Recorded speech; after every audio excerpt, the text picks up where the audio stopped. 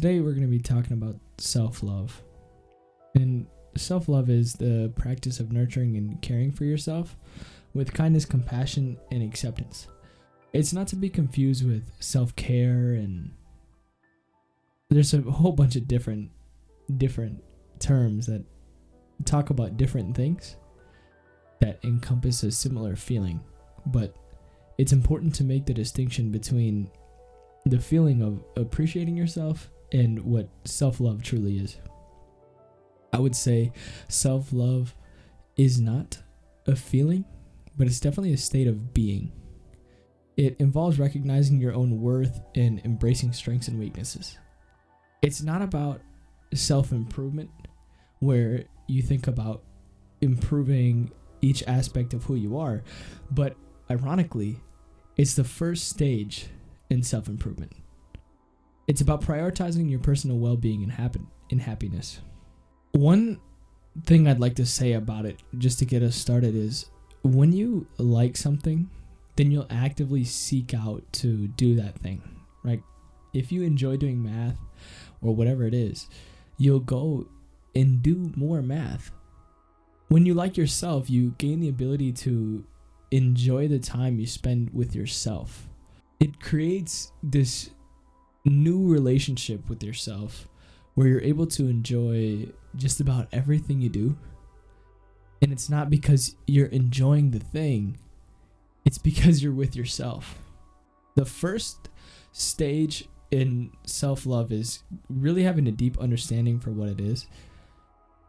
We talked about that a little bit already, but the big thing I want you to remember is it's not about growing content with yourself or finding ways that you could be better. It's not about how you view yourself already. It's about loving the person that you are.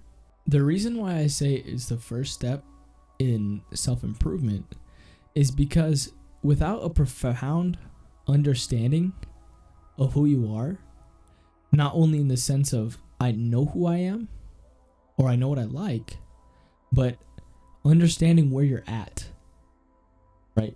It's the first stage in understanding what you don't know and where you can improve. Don't focus on the goal. Focus on the journey. In self-improvement, this means focusing on who you currently are, right? When you think about the journey, it's A to B. A lot of times people will focus on the individual they'd like to see themselves become by the end of their self-improvement journey. And it's a pretty novice mistake, but it's an understandable one. When you enjoy the journey, you're forced into focusing on who you already are. And this is because you're starting at A. And when you start at A, that's the beginning of the journey. The beginning of the journey for self-improvement is learning to understand and love the person that you are. Treating yourself as you would a dear friend or family. Treating yourself as if you are the person you wish you had.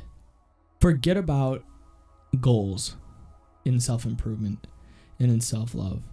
Just spend time with you and take that time to deeply uncover the mask that you put up around other people and understand who you are and why you are this way.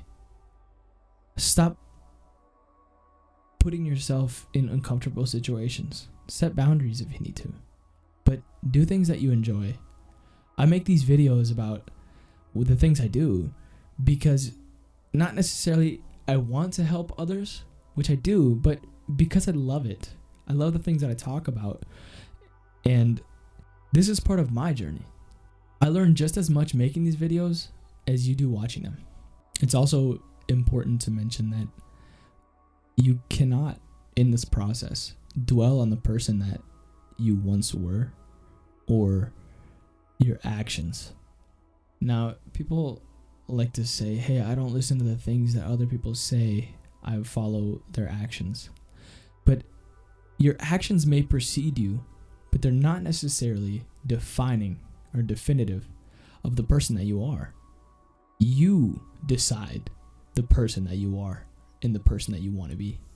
The first step in this, though, is realizing who you are. And part of that is saying to yourself, I am who I am today because of the choices I made yesterday. Now, there's this quote by Stephen R. Covey. He's the author of The 7 Habits of Highly Effective People. And in his book, in the first chapter, he talks about proactivity, which is taking a proactive lens at your actions. So avoiding reacting to problems. When you're mad, don't yell. When you're mad, think deeply and decide your next action rationally. That's proactivity. But he says about this, proactivity in your life, right, is, in his words, until a person can say deeply and honestly, I am who I am today because of the choices I made yesterday, that person cannot say, I choose otherwise. Choosing otherwise is the second stage in this self-discovery, or as I like to say, self-creation. Imagine yourself a beautiful flower. That beautiful flower doesn't just blossom. It grows into that flower. It made itself that way. It grew into that. So it's much less about self-discovery and about building yourself up to be as beautiful of a flower you can possibly be. And then when you're ready, you blossom and show the world what you're capable of. Sorry, this is a bit off note with the rest of the video here, but I did want to take a moment to just talk about everything else going on, right? So be sure to subscribe to see the rest of my videos as they come out. I post every Sunday, and I also post a blog post over on my website at kyleudine.com. I can't post links in the description yet. Maybe next week, maybe the week after that. I don't know when YouTube's gonna let me do that. I'm a new channel, so we'll see what happens, but there's always room for growth, and I want to be here for you along that journey. So be sure to subscribe, like the video, leave a comment. Please let me know what you'd be interested in seeing. And also check out my website. There's plenty of other blogs over there, and I haven't gotten around. There's like 3 pages of blogs, so I haven't gotten around to building YouTube videos or making YouTube videos out of everything that I've written, but there's so much I want to cover here. So thank you guys so much, and have a great rest of your day. Bye-bye.